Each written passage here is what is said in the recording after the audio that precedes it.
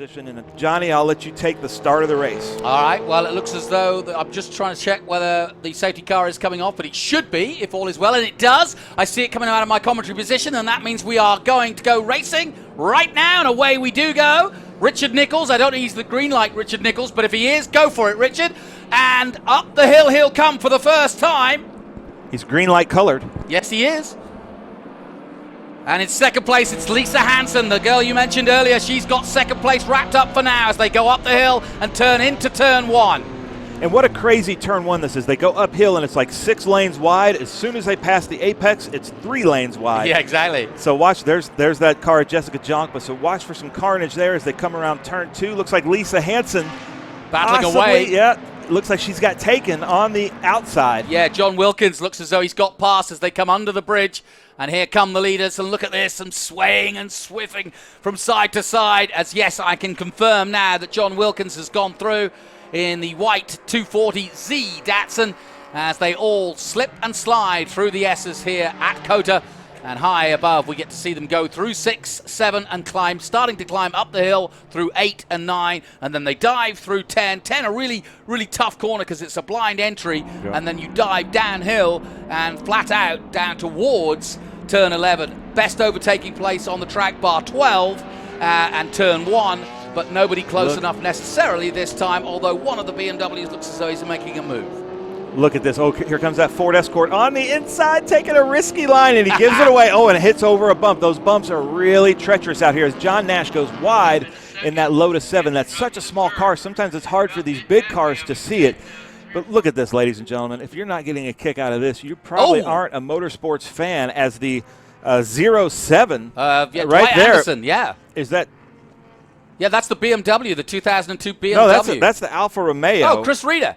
Oh, no. That's a beautiful car. Looks like he got back up and going, so that's at turn 3A. Yeah, and that's it's funny. You don't see that many crashes coming through the S's, but when they do happen, it's kind of, you get on the dirt and the dust, and there's nowhere to go, and you lose grip on the marbles. There's a lot of marbles out there. Oh, this side by side. Lisa, still going good. Lisa Hansen and John Wilkins. Yeah, she's going to get him back. She's one of the most competitive people in our paddock. She doesn't take anything from anybody. Really fun to be around. Good. And as you can see from the drone, they're all starting to spread out nicely now as they come towards 15 and 16. And little pockets of battles throughout this group. This is Group 8 and Group 12 for SVRA. These are pre-1973 cars.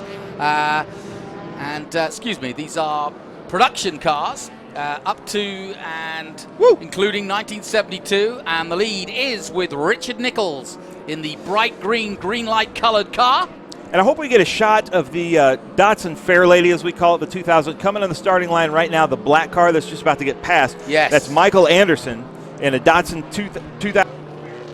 And he manages 8 race cars, but that's a really famous championship-winning car right there in the livery that it raced back in the day. Really cool history to that car, as is almost all of these cars. That's the cool thing about coming to these events. You get to walk around the paddocks, talk to the drivers, and everybody's got a story about their car like it's their baby. I know the question on a few newbies' minds will be, how do you get the parts for all these historical cars? How do they manage when something goes wrong or you have a prang or something breaks? They're there because these were production cars, and there's still so many people around the country racing them, is that people have made, there are still some OEM original equipment stuff being made, but then some of the race shops have made it just to the standards that they were raced, but with new metal, so you don't get the metal fatigue in some of these cars. Here's your leader coming down towards turn 11. He's got a massive lead at the moment. He just needs to keep going on that, but we've got a good battle starting to form between second, third, and there's fourth place going through. Here comes fifth, and a BMW in sixth place and seventh place, the classic colors of BMW in the 241, and that is Drake Dittman in the 1991 318i just going through. A few going a little bit wide there. They're not really pushing on track limitations here at the moment, but I'm sure it'll be noted. Gets a little bit stricter in Trans Am. You can see our RV park in the background there here at Austin. A great way to see the races here. You can download the app, put it on the TV, you know, do your Google cast, and then sit in your RV and get your barbecue going. Now that's the way to go racing, surely. Look at this battle down towards 12. A few BMWs spreading out down the back straight.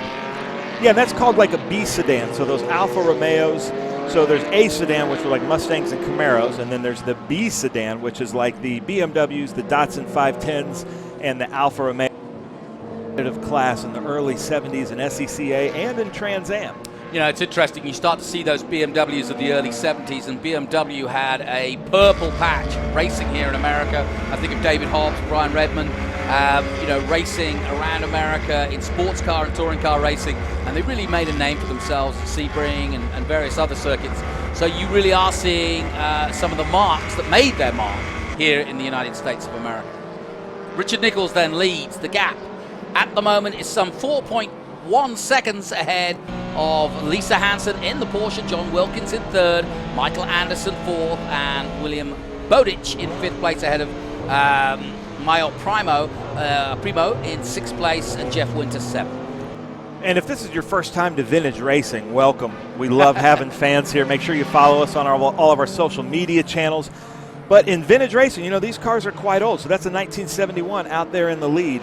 And you'd be surprised how many times somebody in the lead breaks down because a 14-cent wire or some 32-cent part or piece of plastic or metal broke, and that, you know, made their engine overheat, or a coil wire came off or something like that. So even though he's got a big lead now, it's not like Formula One when they take the big lead. There's nothing that's going to happen. Anything can happen in a vintage race because you've got a car race, a 1971, a 1969, and a 1970 all up front. Anything can happen. Just saw a quick shot there of Dwight Anderson in the 07, and here he is coming through the S's here. And lovely sight. Very, very tough technical part of the circuit because you're weaving from side to side. The car wants to keep going straight, but you're turning it. Look at him roll. Look at the smile on this BMW. You see that? Exactly. You can see him smiling. Look at how much fun that BMW's having. Big smile right under that nose of his. Great spot. You are. Ooh, we just missed it. Great spot on the roof, on the bridge there. A lot of fans up there. But spreading out now, and second place, Lisa Hansen with some work to do. Her last lap time, or her best lap time, was a 2:38.5, and that compares to a 2:37.7 from Richard Nichols. So Richard Nichols definitely got the pace on everybody at the moment, but the closest person to him is Lisa Hansen, both on track and in timing. I hope we get a shot of Andrew Mute and Charles Mute. They are in both Group 12, a 1985 BMW and a 1985 Jaguar XJS. They are father and son, and they built these cars together just as they were raced, and they are beautiful cars in our Group 12 back there. That's John Nash right there. He is our Group 3 winner from last year. Really fast driver in that Lotus 7, just trying his best to get past the saying that Lotus 7, low as it is, how does he see over the 77? He can't see where he's going, surely. All he can see is two red lights and a blue car. Now he's going to the inside. He's got a bit of a poke of a look there. Here comes your leader, Richard Nichols, sliding out at turn 20, down the main straight here at the Circuit of the Americas, blasting past the main grandstand and echoing that beautiful sound through the grandstand and the paddock, and then climbing all 133 feet up to the first turn. It looks like, if we were watching this in 3D, that angle looks like they're coming right at you. Us. So cool. Very cool. They did really, they did such a wonderful job planning this circuit, almost for TV and photographers. Well, this hill was a natural incline when they built it, and so they just looked at it and said, well, it looks so much like sort of Spa in many ways in terms of the sort of elevation change that we got to do it, and so they did. I'm so glad. It's such a cool part of the circuit, and everybody has perfected it. No, and hats off to another legend of two wheels, Kevin Schwantz, although he did do a bit of four wheels. He did a bit of Porsche Super Cup racing in his day. But that's Greg Wold knocking out to the outside. One of my favorite drivers. He drives a Mini like nobody else. He's so fast. Now he's moving up to a B sedan in this Datsun 510. Really fast driver. Behind him is the 202 BMW. He's just passed, back with the leader, coming into 11. Under braking, nice and smooth. Look at that paint scheme right there. Great, isn't it? It is. That's a pretty car. Richard Nichols Whoa!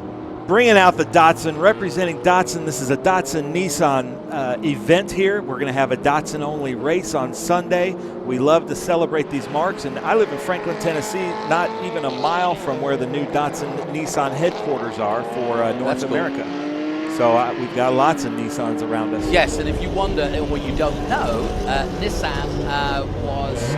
Datsun was the original company, and then they effectively became Nissan. Great shots here at Circuit of the Americas. And Jonathan, this is your home track. This is your home. You announce out of here for everything. What's it like watching this? It's great. It's absolutely great. And it's a little quieter than we do get for Formula One because it's different. And, of course, we've obviously got the restrictions of COVID, so it's a little quieter.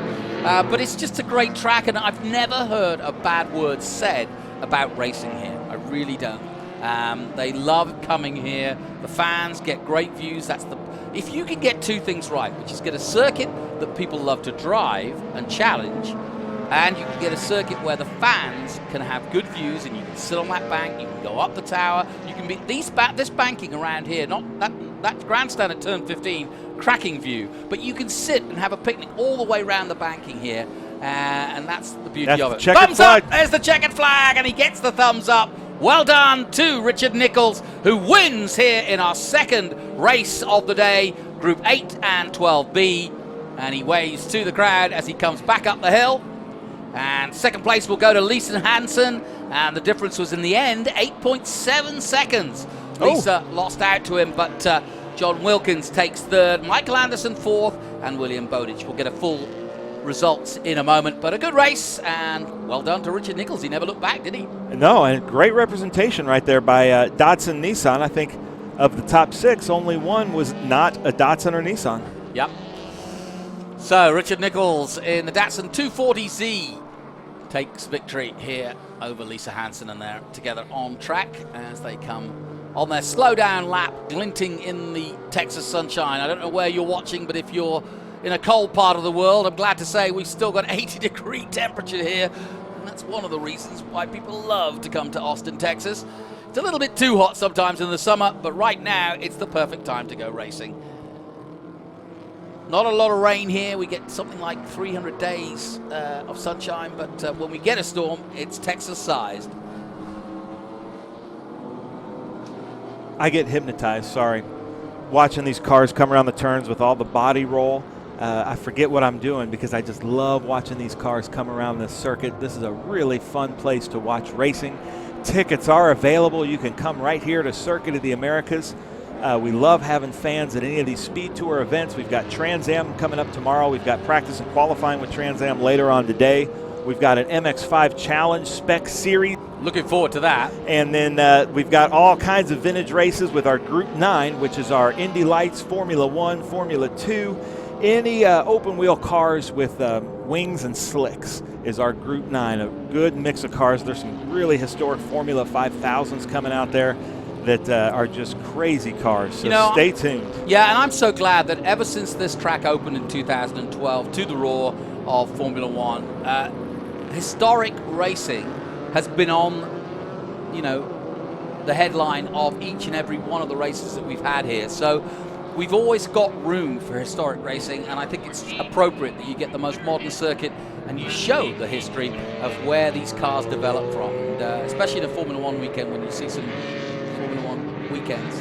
Really, really good to see. So well done to Richard Nichols in the number 14. It's a Datsun weekend, and he's just made it a Datsun